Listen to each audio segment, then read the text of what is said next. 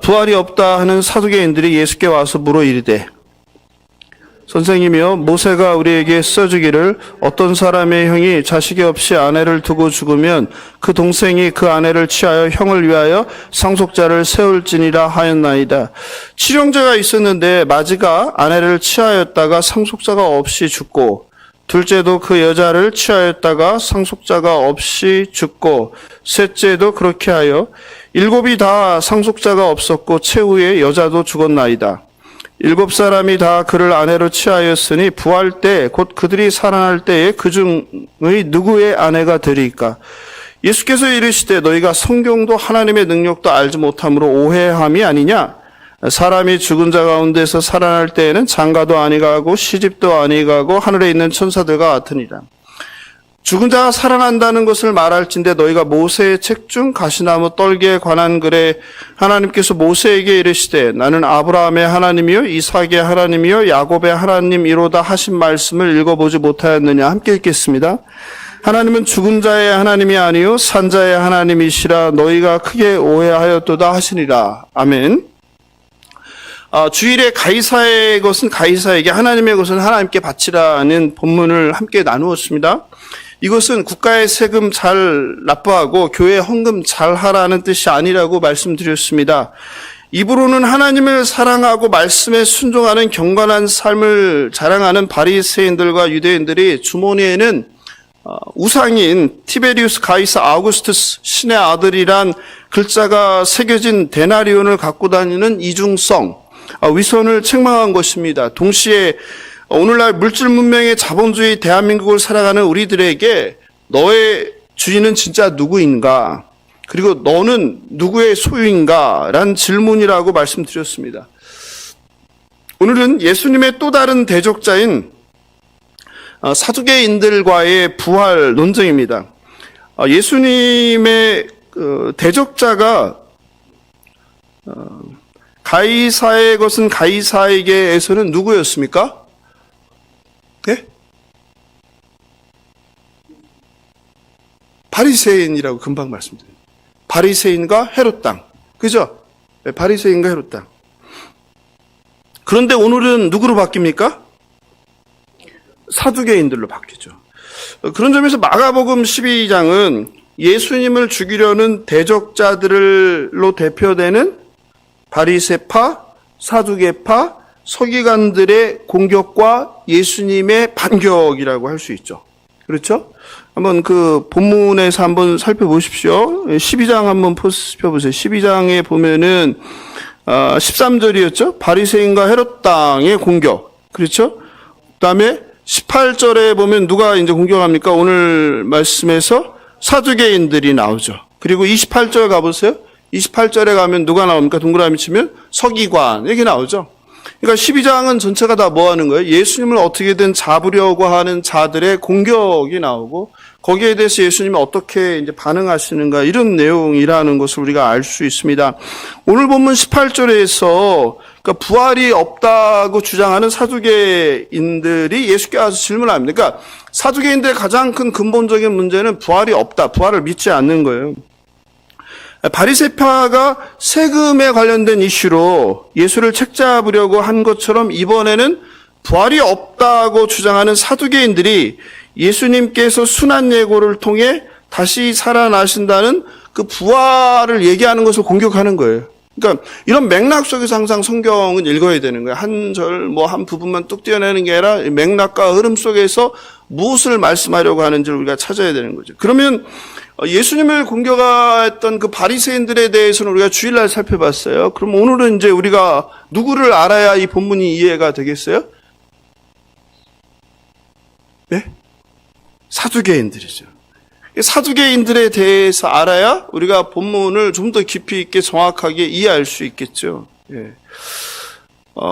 마가복음을 시작하면서 신구약 중간기를 우리가 함께 살펴봤어요. 제가 여러분이 좀 이해하기 힘들 정도로 오랜 시간 신구약 중간기를 설명했어요. 왜냐하면 한국교회에서 신구약 중간기를 알려주지 않다 보니까 구약의 말라기에서 복음서까지 그 400년이라는 기간을 놓쳐버려서 이해하기 힘들기 때문에 마가복음을 처음 시작하면서 신구약 중간기를 제가 좀 자세하게 설명드렸어요. 기억나시죠? 예, 우리 권사님 기억나신다고 하셨어요. 그럼 권사님한테 질문을 해보겠습니다. 되게 좋아하시네요. 다른 분들은. 대답 안 하길 잘했다. 신구약 중간기는 구약의 마지막 책인 말라기 선지서로부터 신약 성경의 첫 책인 마태복음 사이에 400년의 기간이에요. 그렇죠? 그래서 혹시 다 잊은 분들은 그 설교 마가복음을 찾아보면 첫 번째 시간에 한 신구약 중간기란 제목의 그 설교를 한번 다시 들어보면 좋을 것 같아요. 주 37년부터 태어나서 주 100년경 로마에서 죽은 유명한 유대 역사가 누구죠? 많이 얘기했잖아요, 제가. 요세푸스가 참 유대인 입장에서는 반역자잖아요. 매국노잖아요. 우리식으로 하면 친일파잖아요. 그러나 그 요세푸스가 1세기의 역사를 이렇게 정리를 했기 때문에 우리는 얼마나 감사하게 그 시대에 예수님 살던 시대를 우리가 알 수 있습니까? 참 귀한 자료죠. 그가 남긴 책 중에 유대 고대사 또 유대 전쟁사라는 책이 있는데요.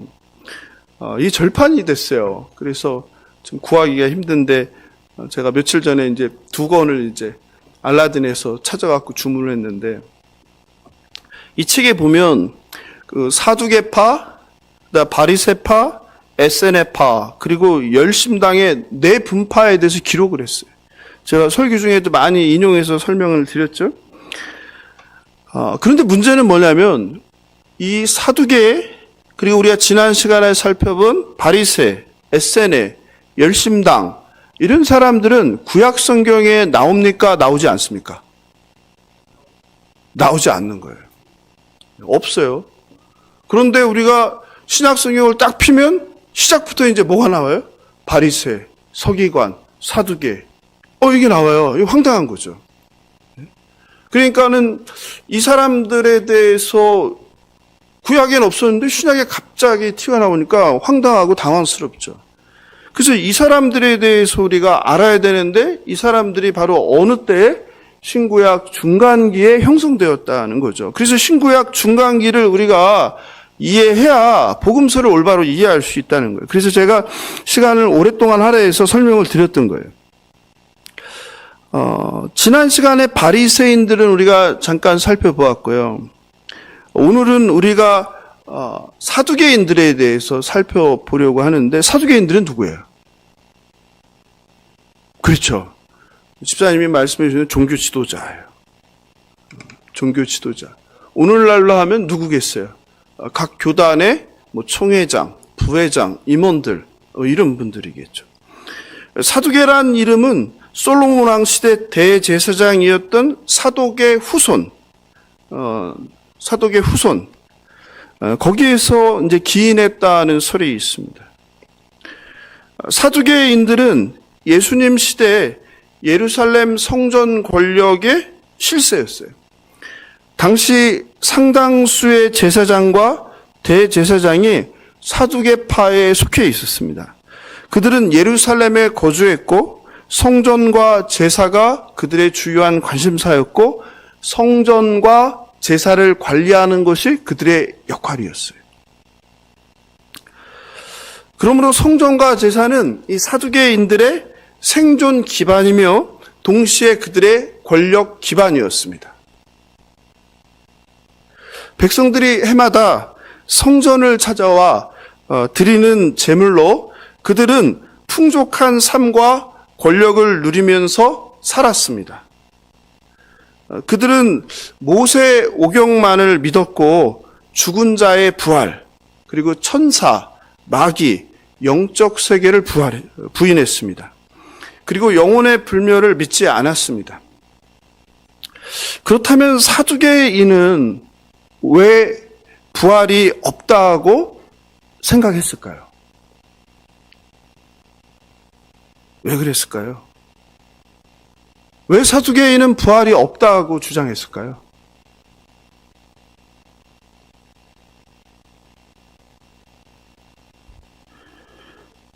사두개인들은 모세 오경만이 진정한 하나님의 말씀으로 권위 있는 성경이라고 생각했기 때문이에요. 이해되시죠? 사두개인은 다른 성경을 믿지 않고 모세 오경만 하나님의 말씀으로 생각했어요.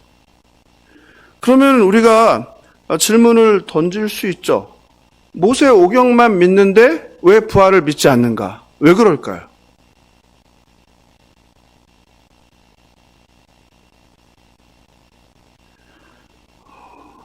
모세 오경에 부활이 있을까요? 없을까요? 네? 모세 오경 성경책 처음 펴면 창출 레민 신이잖아요.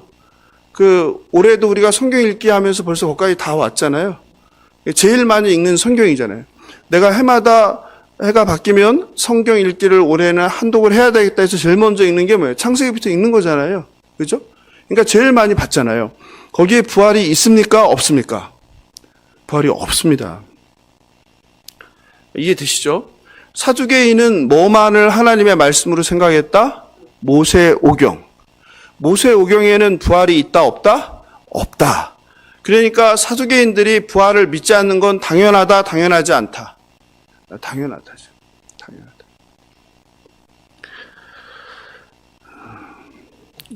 고대 이스라엘 사람들은 사람은 죽으면 어디로 간다고 생각했어요? 구약 성경의 사람들은 사람이 죽으면 어디로 간다고 생각했어요? 계속 나오잖아요. 구약 성경 어디? 땅 및 세상. 그게 어디예요? 스올. 스올을 지옥이라고 하는데 제가 지난번에 지옥 설교하면서 잠깐 말씀드렸죠. 지옥과는 좀 다르죠. 스올은 죽은 자들이 가는 곳을 스올이라고 하는 거예요. 그러니까 고대 이스라엘 유대 사람들, 고대 이스라엘 사람들은 사람은 죽으면 스올로 가는 거예요. 그러니까 내세에 대한 생각들이 별로 없어요. 실제로. 이 사두개인들은 신학적으로는 율법의 철저한 보수주의자들이었어요. 그리고 문자주의자였어요. 그러면 구약 성경의 다른 곳에는 부활이 있습니까? 없습니까?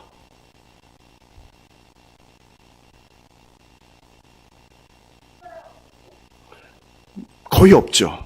거의 없죠. 눈을 씻고 찾아봐야 돼요. 눈을 씻고 찾아봐야지 구약 성경에서 그것도 글자 하나하나 찾아봐야지 뭐가? 부활도 아니고 뭐가 나와요? 부활을 암시하는 듯한 문장이 나와요. 제가 다니엘서를 하면서 유일하게 영생이란 단어가 구약 성경에 딱 한 번 쓰였는데 그게 어디다? 다니엘서 12장이라고 말씀드렸잖아요. 기억나시죠? 여러분 너무나 당연하게 부활에 대해서 많이 나오고 영생에 대해서 많이 나올 것 같은데 구약 성경에 없습니다. 그들은 모세 오경에만 최고의 권위를 두었기 때문에 다른 구약 성경에 나오는 부활을 암시하는 본문에 관심도 의미도 두지 않았어요. 실제로 사두개파 말고도 대부분의 구약의 이스라엘 백성들은 내세에 관심이 있었을까요? 현세에 관심이 있었을까요? 현세에 관심이 있었어요. 그냥 아무 생각 없이 성경을 읽으면 이런 걸 모르는데 생각을 하면서 질문하면요 알게 돼요. 항상 이스라엘 백성들은 어디에 대해서 얘기해요? 이 땅에서 살만하다. 이 땅이 어렵다. 누가 괴롭힌다. 왕이 괴롭힌다. 외세가 괴롭힌다. 이런 얘기들이에요. 그렇잖아요? 예수님 당시 이스라엘의 정치, 종교적 권한을 누리던 사두개인들에게는 보이지 않는 불확실한 내세보다는 눈에 보이는 뭐가 중요했어요? 현세, 지금의 삶이 중요했습니다. 반면에 예수님께서 3번에 걸쳐서 순환고지를 통해서 뭘 말씀하세요? 예수님께서 고난을 받고 십자가에서 죽으시고 사흘 만에 다시 살아난다. 뭘 말씀하세요? 부활. 그러니까 그 말을 들을 때 사두개인들은 어떻게 했어요? 이거 뭐야? 이거 이단 아니야? 이렇게 나오는 거죠. 사두개인들은 예수님의 이 부활 얘기가 불편했고 또 위협적이었 그리고 무시할 만한 말이었던 거예요. 더욱이 예수가 주장하는 부활이 죽음에 대한 두려움을 극복하고 내세에 대한 보상 논리로 누가? 당시에 로마 제국의 반란을 준비하는 혁명을 일으키는 사람들에게 뭐가 될 수 있다? 촉매제가 될 수 있다. 부활도 할 수 있어? 부활도 있어? 그리고 그렇게 해서 혹시라도 순교를 당하면 하나님께서 보상해 주실 거야. 이런 생각과 연결되면 안 그래도 그 당시에 열심당이라는 혁명 정치가들이 무력을 통해서 로마에 저항해서 정권을 찾으려고 했는데 그들에게 뭐가 되겠어요? 자극이 되겠죠. 동기부여가 되겠죠. 그러니까 굉장히 위험한 사상이죠. 누가 볼 때는. 사두개들이 볼 때는. 그러므로 참 이게 아이러니한데 그들은 신학적으로 문자주의로 하나님의 말씀인 토라, 모세오경을 글자대로 믿은 보수주의자였는데 정치적으로는 그들은 어땠을까요? 진보적이죠. 누구 편에 섰어요? 로마 편에 서서 뭐를? 헬라 문화에 도입하는 것을 인정했죠. 결국 사두개파가 부활을 부인하며 내세가 아닌 현세적인 신앙과 삶을 추구한 것은 하나님을 향한 사두개인들, 제사장들, 대제사장의 그 본질을 잃어버리고 그들이 지금 누리고 있는 현실의 기득권들 때문이라고 우리가 말할 수 있습니다. 마찬가지로 그들의 현세 중심의 삶의 태도는 자연스레 모세오경만을 믿고 다른 구약 성경을 믿지 않는 그들의 신앙의 밑바탕이 되었습니다. 모세오경의 핵심은 여러 가지로 얘기할 수 있는데 뭐가 중심이 되어 있어요? 창세기, 출애굽기, 레위기, 특히 레위기 보면 다 뭐가 중심이에요? 제사. 하나님께 제사를 어떻게 드릴 것인가. 이게 핵심이죠. 그리고 모세오경은 주로 부가 뭐의 결과라고 말합니까? 하나님 말씀에 순종할 때 하나님이 축복한다고 해야죠. 그러니까 부는 결론적으로 뭐예요? 그냥 부자이다. 그럼 뭐 한 사람이에요? 당시에서 하나님의 복을 받은 사람. 이 모세오경의 그 뿌리는 신명기 신학이라고 제가 말씀드렸죠. 신명기 신학은 간단한 거예요. 이원론이에요. 뭐야? 하나님께 말씀에 순종하면 복을 받고 하나님 말씀에 불순종하면 뭐 받는다? 저주 심판을 받는다. 이게 신명기 신학이에요. 이 모세오경의 신학은 신명기 신학이고 이 신명기 신학은 요새 말로 하면 뭐예요? 인과응보예요. 인과응보. 이게 바탕에 깔려 있는 거예요. 형통이라는 것은 하나님 말씀에 순종한 결과인 거예요. 그러므로 자신들이 지금 이스라엘에서 누리고 있는 부와 권력은 어떤 결과예요? 하나님 말씀인 토라, 모세오경을 잘 지킨 결과라는 거죠. 반대로 가난하고 병든 백성들은 왜 그런 거예요? 그들은 분명히 뭐 했다? 하나님의 말씀인 모세오경을 잘 지키지 않은 결과라는 거죠. 실제로 모세오경은 하나님의 복으로 부자가 된 믿음의 조상들이 나오죠. 누구예요? 아브라함이 부자였어요? 가난했어요? 아브라함이 엄청난 부자였죠. 그 아들 이삭은 어땠습니까? 엄청난 부자였죠. 요셉은 어떻습니까? 예? 요셉은 부자일 뿐만 아니라 뭐까지 거머쥐었어요? 권력. 이방 나라의 권력까지. 이것들이 다 뭐의 결과라는 거예요? 하나님께 순종한 결과라는 거예요. 세상 말로 부귀영화 성공을 누렸습니다. 그러므로 모세오경에 나오는 믿음의 조상들의 삶은 결국 누가? 지금 사두개인들이 1세기에 예루살렘에서 누리고 있는 삶과 일치하는 거예요. 그러므로 모세오경은 자신들의 신앙과 삶에 대한 토대이고 해석인 거예요. 자신들이 누리는 지금 영화는 자신들이 율법을 잘 지킨 결과이며 그리고 또한 자신들의 능력이라고 생각했어요. 하나님의 축복의 당연한 결과라는 거예요. 이 세상이 이렇게 살만한데 사람들의 존경을 받고 부족한 거 없이 풍요로운 삶을 사는데 그들에게 죽음 후에 부활, 천국 이런 것들이 의미가 있을까요? 없을까요? 의미가 없는 거예요. 그들은 여기가 좋은 거예요. 그래서 여기에 있는 그 자신들의 기득권을 유지하기 위해서는 누구? 외세가 침입해도 어떻게 하는 거예요? 자신들의 기득권을 뭐 할 수 있다면, 지킬 수만 있다면, 자신들의 삶을 건들지 않는다면 상관이 없는 거예요. 무엇을 의미할까요? 결국 사두개인들의 신학의 뿌리가 하나님에 대한 사랑이나 경외심이나 진실한 순종보다는 인간적인 욕망과 세속적 성공과 삶과 관련된다는 것을 우리가 알 수 있습니다. 풍요로운 삶, 남들에게 인정받고 존경받고 대접받는 삶이 그들이 모세 오경만을, 다른 성경은 믿지 않고 모세 오경만을 믿는 것과 무관하다고 말할 수 없습니다.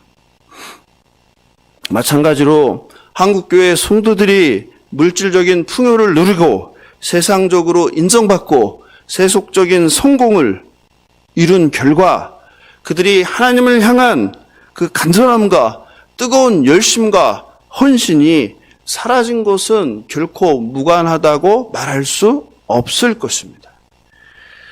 그리고 사두개인들이 다른 구약 성서를 믿지 않은 또 다른 이유이기도 합니다. 왜일까요? 다른 구약 성경은 그들이 믿기에 뭐가 문제였을까요? 그들이 원하는 삶과는 다른 이야기들이 너무 많이 나오는 거예요. 어떤 이야기들이에요? 하나님께 순종했는데도 망하는 거. 하나님께 순종했는데도 병에 걸리는 거. 하나님께 불순종하는 자가 어떻게 되는 거? 세상에서 성공하는 거. 하나님께 불순종하고 나쁜 짓은 다 했는데 죽는 날에도 어떻게? 세상의 모든 사람들이 찾아와 절하는 거. 그리고 70대, 80세, 100세 넘도록 장수를 누리는 거. 이런 이야기들이 다른 성경에는 너무 많이 나오는 거예요. 대표적인 게 어떤 성경입니까? 까닭 없는 고난을 이야기하는 욥기. 고난받는 의인들의 울부짖음과 악인의 형통함을 말하는 시편. 더 나아가 정치, 종교 지도자들의 문제를 지적하는 선지서들은 그들에게 쳐다보고 싶지 않은 성경에 불과했을 거예요. 자신들이 바라는 삶, 자신들이 지금 누리는 삶과 너무 다르기 때문에. 심지어 선지서는 그들이 가장 소중하게 여기는 뭐예요? 성전 제사, 그리고 성전. 이거에 대해서 근본적으로 문제 제기를 하고 있어요. 선지서에는 마음에도 없는 성회를 열지 말라고 해요. 가증하다고 그래요. 그러니까 우리처럼 지금 이런 날 모이지 말라는 거예요. 모여서 하나님을 찬양하고 예배하는 게 아니라 엉뚱한 짓거리 한다. 가증하다. 모이지 말아라. 기도하지 말아라. 기도 무조건 많이 하면 좋을 것 같은데 기도하지 말라. 왜 기도하지 말라 그래요? 네 손에 피가 가득하다. 세상에서 온갖 나쁜 일 다 하고 와서 기도하는 거, 나 네 기도 안 들어 기 막아 버릴 거야. 이게 이사야의 경고 아닙니까? 재물 더러워 갖다 바치지 마. 네 재물 안 받아. 이게 이사야 선지자의 경고 아닙니까? 너희는 마당만 밟을 뿐이다. 이게 이사야 선지자의 경고 아닙니까? 뿐만 아니라 예레미야의 경고 아닙니까? 아모스 선지자의 경고 아닙니까? 결국 우리의 현실과 나의 욕망이 나의 신앙적 색깔, 방향성, 믿음에 영향을 줄 수 있다, 없다? 줄 수 있다. 이것을 이야기합니다. 여러분 굉장히 무서운 이야기예요. 진리가 있는데 내가 진리를 믿고 따르는 게 아니라 뭐가? 내가 바라는 나의 욕망, 그리고 나의 현재의 삶의 상태, 이런 것들이 뒤섞여서 진리를 잡지 못하고 진리를 왜곡할 수 있다는 거예요. 우리 신앙이라는 게. 이게 사두개인들이 보여주는 거죠. 그러므로 우리 역시 성경을 읽을 때 성경의 한 권 책, 66권이 있으면 한 권 책뿐만 아니라 성경의 한 장, 성경의 한 절도 우리가 어떻게 하는 거예요? 호불호에 따라서 내가 믿고 안 믿고 취사 선택할 수 있다는 거예요. 그리고 실제로 한국교회는 너무나 그렇게 하고 있죠. 하나님의 뜻은 상관없이 그냥 내가 좋아하는 한 구절 붙잡고 기도한다고 얼마나 많이 합니까? 예? 기도 안 가면은 오늘 이 말씀 붙들고 기도하십시오. 그냥. 예? 그 맥락 없이 그냥 한 절, 내가 원하는 소원을 이루게 하는 그 한 절. 예?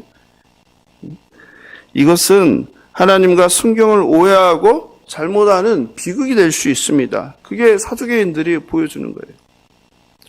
실제로 세상에서 성공하고 모든 것을 다 가진 사람이 전적으로 하나님을 신뢰하며 죽어서 가는 하나님 나라를 간절히 소망하는 것은 사실 현실적으로 어렵습니다.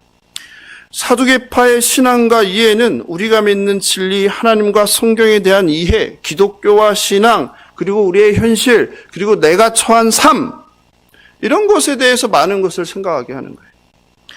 그들은 예수님께 부활이 되는 경우 일어날 수 있는 실제적인 삶의 문제를 신명기 25장을 근거로 질문하면서 예수님이 말씀하시는 부활이 얼마나 엉터리인지 의문을 제기하는 거예요.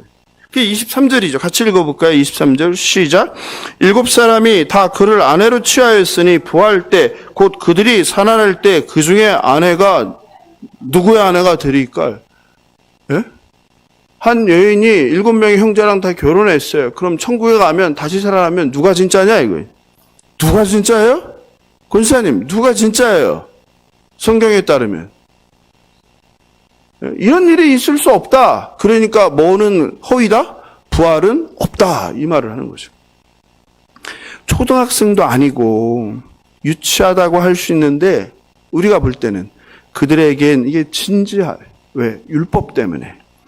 율법에 이게 있거든요. 그들이 유일한 성경이라고 믿는 토라, 모세오경에 있는 거예요. 신명기 25장 5절입니다. 제가 읽어드리겠습니다. 형제들이 함께 사는데 그중 하나가 죽고 아들이 없거든 그 죽은 자의 아내는 나가서 타인에게 시집가지 말 것이요 그의 남편의 형제가 그에게로 들어가서 그를 맞이하여 아내로 삼아 그의 남편의 형제된 의무를 그에게 다 행할 것이요.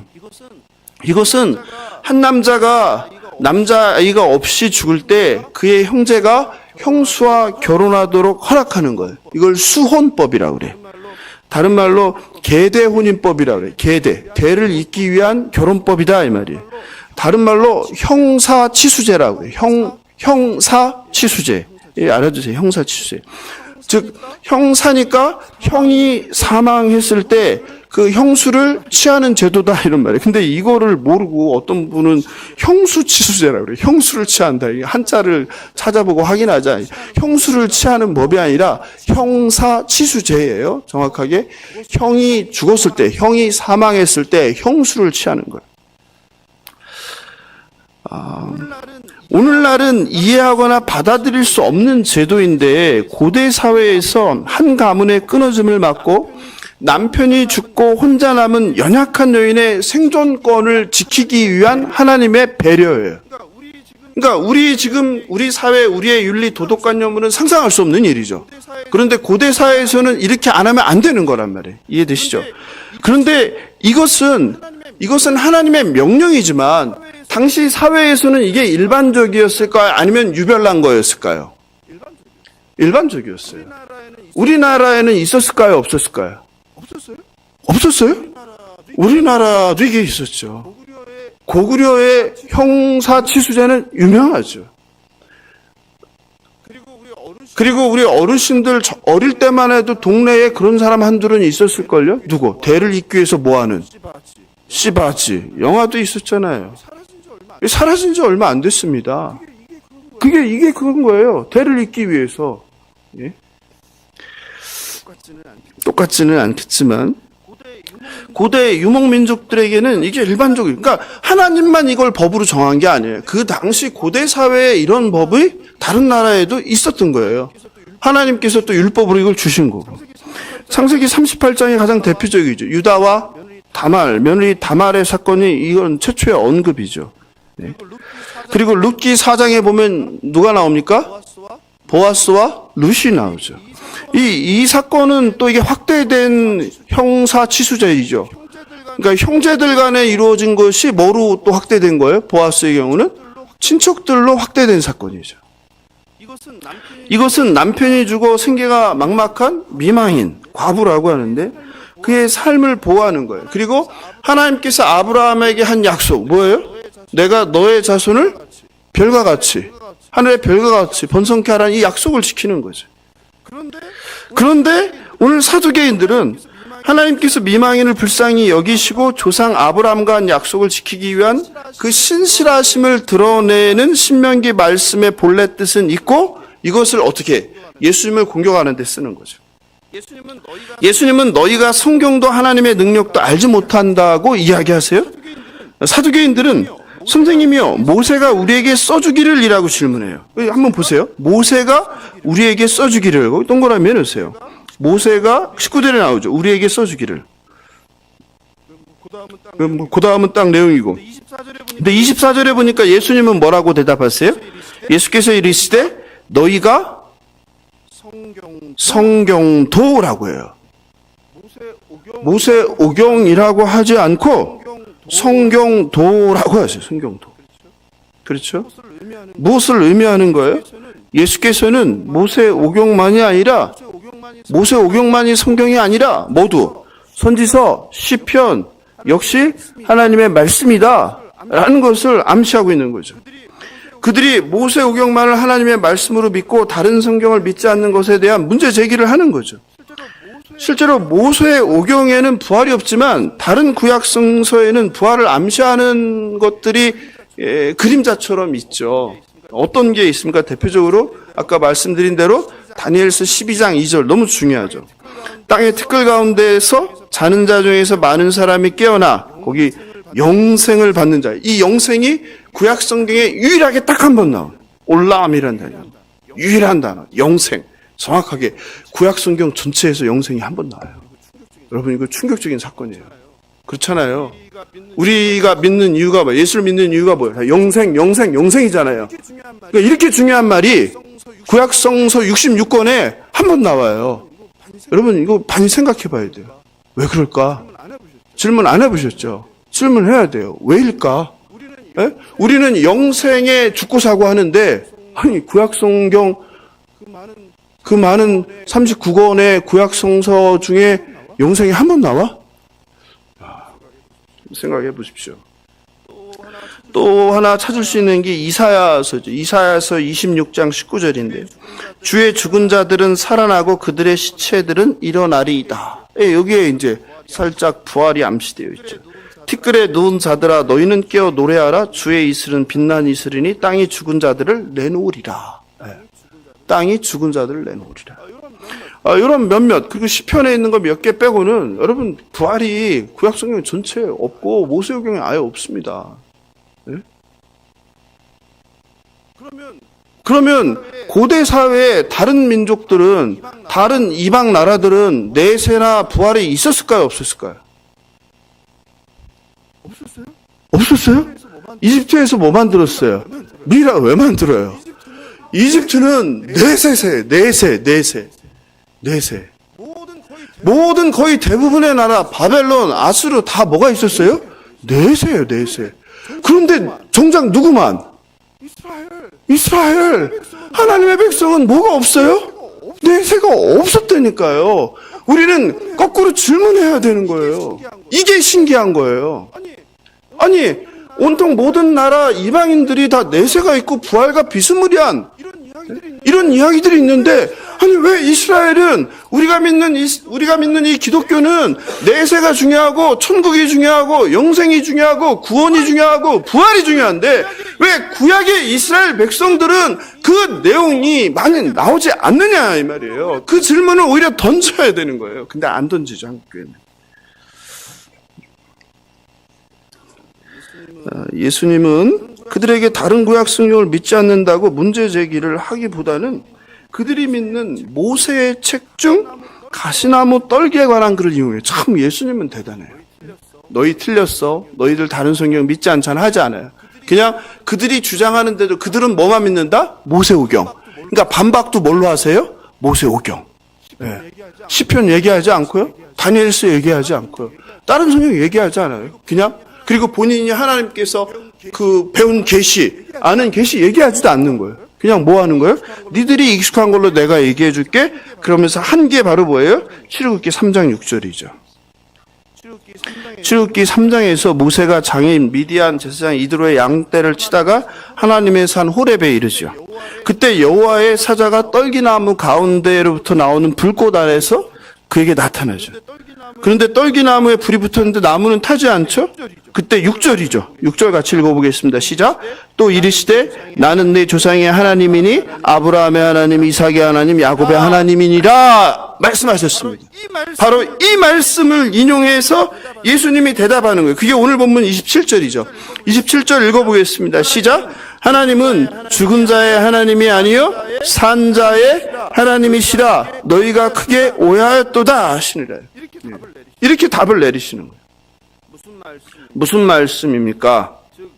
즉 너희들의 죽은 조상 아브라함, 이삭, 야곱이 모두 죽은 것이 아니라 뭐다? 살아있다 하는 것이에요. 그러므로 하나님은 산자의 하나님이라는 거예요. 그들이 이 땅에서 몸으로 죽었을 뿐 실제로 살아난다는 것을 암시하는 거예요.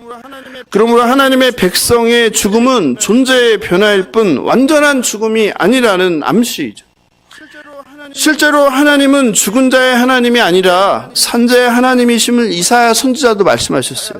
이사야 38장 18절 19절입니다. 굉장히 중요하니까 이거 같이 보겠습니다. 이사야 38장 18절 19절입니다. 같이 읽어보겠습니다. 시작. 스올이 주께 감사하지 못하며 사망이 주를 찬양하지 못하며 구덩이에 들어가 자가 주의 신실을 바라지 못해. 굉장히 중요한 부분이에요.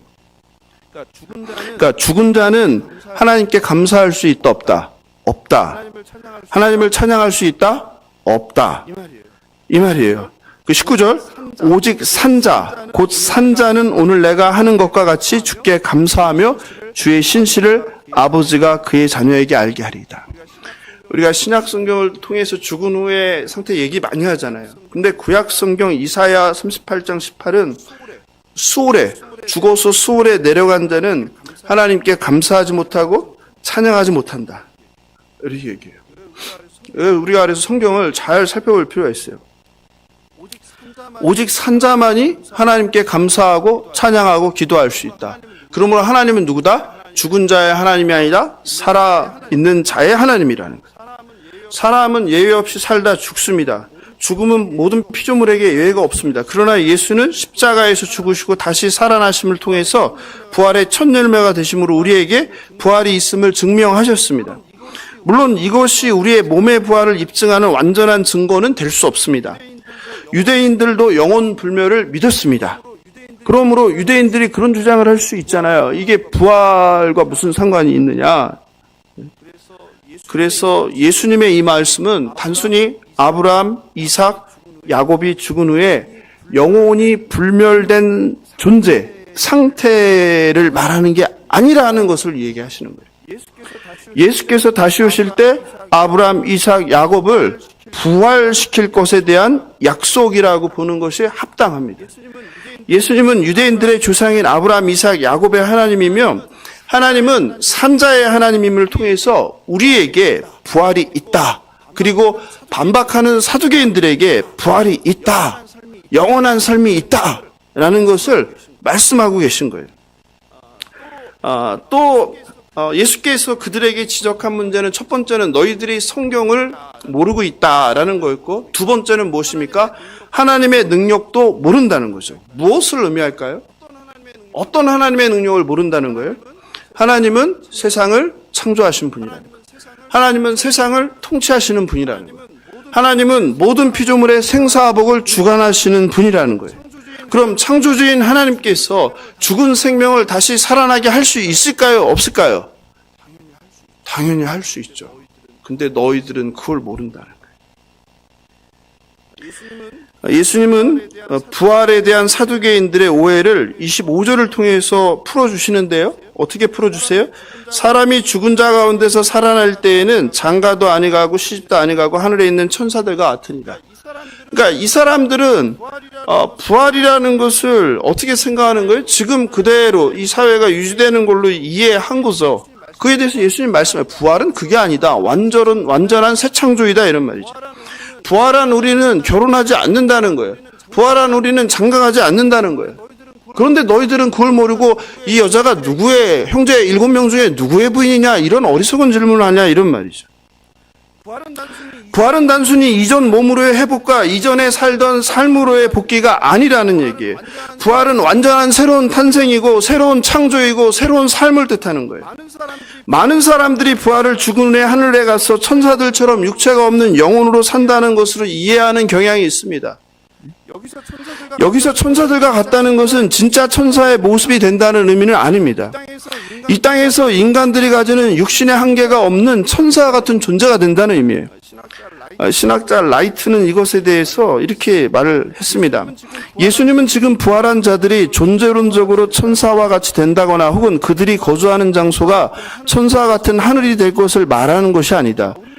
우리는 꼭 그 천국이라고 할 때 공간적으로 우주 어딘가란 공간적 개념을 생각하는데 그게 아니라는 거예요.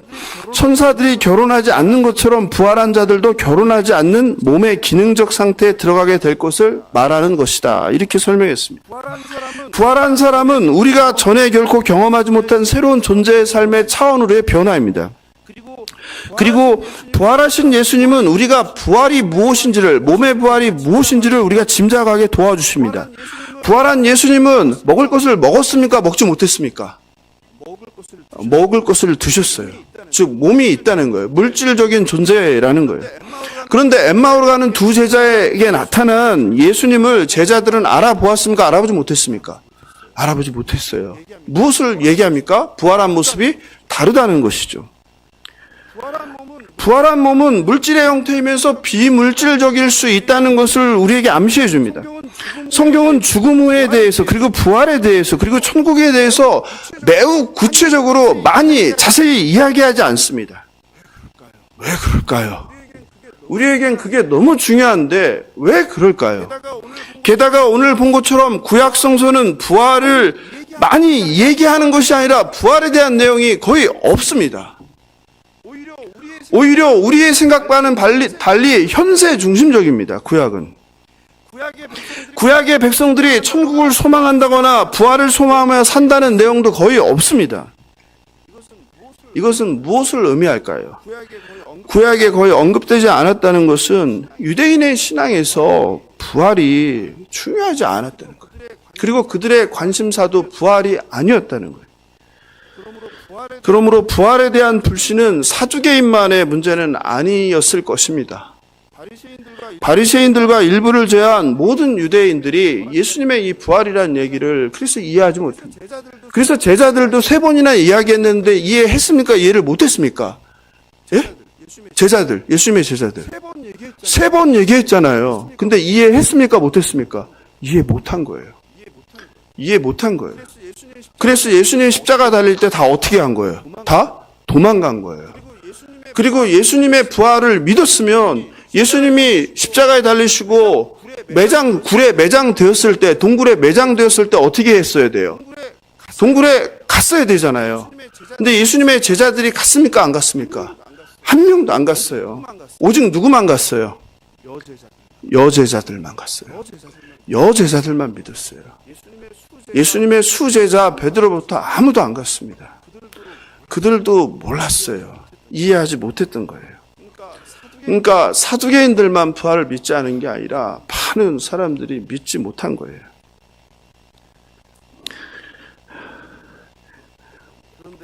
그런데 부활이 신약에 와서 기독교의 핵심이 됩니다.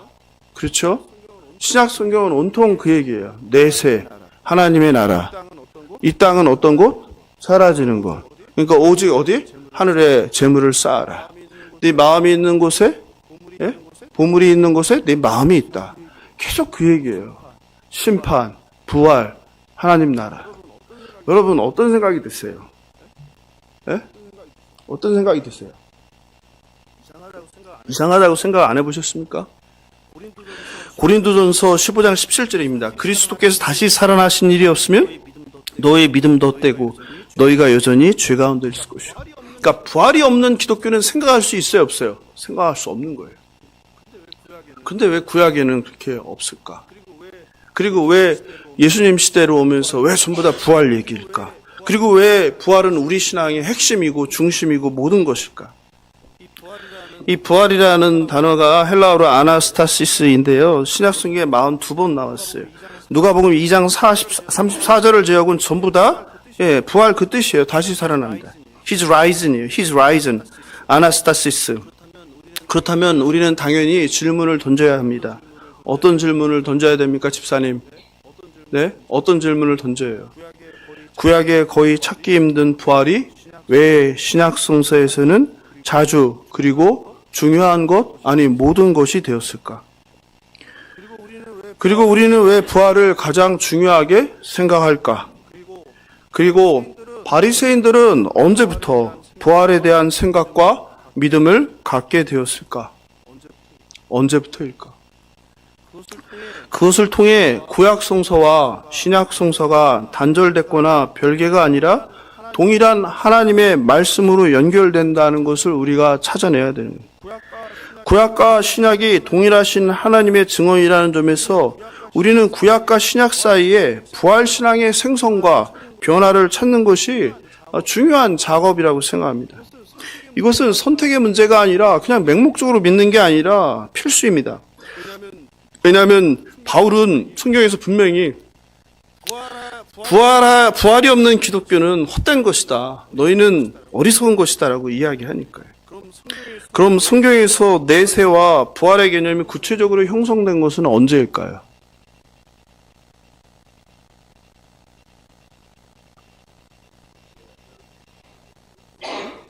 네? 언제일까요? 제가 서두에 설명했는데 대부분의 학자들은 신구약 중간기라는 것에 동의합니다. 그 중에서도 바로 언제? 제가 자주 얘기하는 2세기 셀레쿠스 왕국의 누구? 안티오쿠스 4세 에피파네스 적그리스도. 그가 유대교를 탄압하고 강제적으로 제사를 금지하고 헬라화를 확대할 때입니다. 안티오쿠스 4세는 성전에 제우스상을 세우고 돼지피로 성전을 더럽혔어요. 할례를 금지했고 주일에도 잠깐 말씀드렸지만 할례 받은 아이를 어떻게 그 엄마의 목에 매달고 죽여서 돌아다니게 했죠. 율법을 중시한 유대인들을 핍박하고 학살했죠. 동굴에 가두고 수천 명을 불로 태워 죽였죠. 이런 유대교 핍박에도 하나님 말씀을 지키기 위해 철저하게 순종한 유대인들이 있었는데 그들이 하시딤이라고 했죠. 그들은 고통을 받으면서 하나님 말씀에 순종하면서 죽음을 당하면서 무엇을 생각했겠습니까? 바로 내세죠. 죽음 후의 세상. 죽음 후의 세상. 그리고 부활에 대한 소망을 갖게 되었겠죠. 다니엘서에서 말한 시편 기자가 말한 자주는 나오지 않지만 많이는 나오지 않지만 그 부활에 대한 소망을 갖게 되었을 것입니다.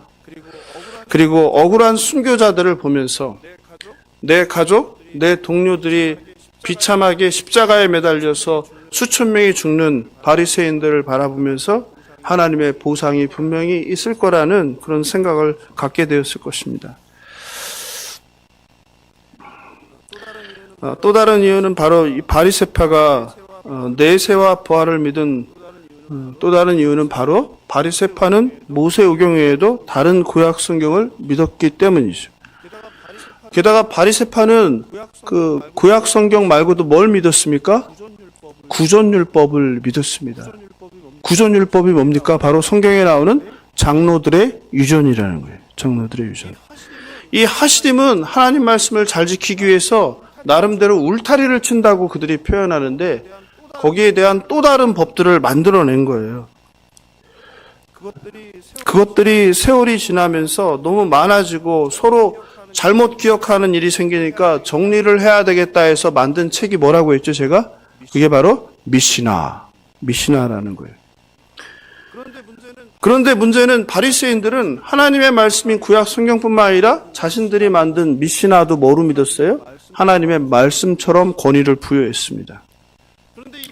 그런데 이 미시나가 때로는 현실에서 적용하는데 오해되는 부분이 있으니까 여기에 대해서 주석을 달기 시작했어요. 해설을 쓴 거예요. 그게 뭡니까? 게마라라고 말씀드렸죠. 게마라. 그러면 이제 미시나가 성경이 있고 미시나가 있고 게마라가 생겼어요. 그러니까 불편하죠. 미시나를 보고 게마라를 보고 하니까 불편하죠. 그래서 이 불편을 해결하기 위해서 이 두 권을 합해요. 그게 뭐다? 몇 번 말씀드렸는데 탈무드. 그게 여러분 많이 들어보신 탈무드라는 책이에요. 그런데 제가 왜 이 말씀을 드리냐? 이 구전율법에 바로 뭐가 나와요? 천사들의 이야기. 이 구전율법에 뭐가 나와요? 마귀들의 이야기. 영적인 존재에 대한 이야기들이 나오는 거예요. 그리고 사두개인들이 믿지 않았던 다른 성경의 욥기에는 뭐가 나옵니까? 시작부터 사탄의 이야기. 다니엘서에는 뭐가 나옵니까? 천사들의 이야기. 영생에 대한 이야기. 그래서 바리새인들은 2세기 고난과 핍박 가운데에서 사두개파와는 달리 뭘 갖게 되는 거예요? 내세 신앙과 부활을 소망하게 된 거예요. 즉 중간기를 지나며 바리새파, 에스네파 같은 유대인들은 엄청난 박해와 환난 가운데 내세에 대한 소망을 갖고 자연스럽게 부활을 믿게 되었습니다. 그리고 천사와 마귀 등의 영적 세계를 믿게 되었어요. 결국 사두개파나 바리새파나 에스네파의 삶과 신앙이 주어진 삶의 정황이란 것과 분리되지 않는다는 거예요. 우리는 다를까요? 우리도 마찬가지예요. 여러분이 지금 대한민국 1%로 성공한 사람들이라면 천국을 소망하시겠습니까? 아니면 이 땅에서 영원히 살고 싶겠습니까? 이 땅에서 영원히 살고 싶을 거예요. 근데 몸이 정말 죄송한데 아주 아프신 분들이 계시다면, 너무 고통스러운 분이 계시다면 어떤 마음이 들겠어요? 천국을 소망할 수밖에 없어요. 너무나 삶의 짐들이 많아서 하루를 견디는 게 버거운 분들이 있다면 천국을 소망할 수밖에 없어요. 이 인간이란 존재가 그런 거예요. 즉 나의 삶의 상태, 나의 건강, 나의 경제적인 상황, 또 나를 둘러싼 사람들과의 관계, 그리고 우리가 살고 있는 이 세상. 대한민국이 먹고 살만하잖아요. 옛날엔 먹고 살기 힘들었잖아요. 그래서 다 뭐 한 거예요? 교회로 모여든 거죠. 그리고 뭐 한 거예요? 날마다 살려달라고. 저 나쁜 남편 좀 제발 고쳐달라고. 나를 핍박하고 나를 때리고 술주정 부리는 저 남편 나를 고쳐달라고. 말 안 듣는 자녀 날 고쳐달라고. 지긋지긋한 가난에서 끊어내달라고. 불쌍히 여겨달라고. 질병 고쳐달라고. 그렇게 교회에서 밤새 금요일 철야도 몇 시부터예요? 10시부터 새벽 4시까지 한 거예요. 차 다닐 때까지 한 거잖아요. 그래서 밤새 기도한 거잖아요. 그것도 모자라서 금요일이면 어디로 간 거예요? 산으로 기도원에 올라간 거 아니에요? 밤새 기도한 거잖아요. 밤새. 근데 먹고 살만하니까 어떻게 된 거예요? 기도원들이 다 문 닫게 됐잖아요. 그러니까 무엇을 의미합니까? 우리의 삶이 우리의 신앙과 우리의 성경에 대한 이해와 성경 책들에 대한 이해와 믿음과 직결된다는 이야기예요. 분리되지 않는다는 거예요. 그래서 성경 66권의 정경이 갖는 의미가 우리에게 너무 중요하고 크다. 하나님의 말씀 66권에 기초하지 않는 신앙과 삶이 진리, 관역. 제가 뭐라고 해서 하마르티아라는 건데 성경에서 죄는 하마르티아인데 하마르티아라는 뜻은 뭐라고 그랬습니까? 관역이래요. 관역을 빗나가는 게 죄예요.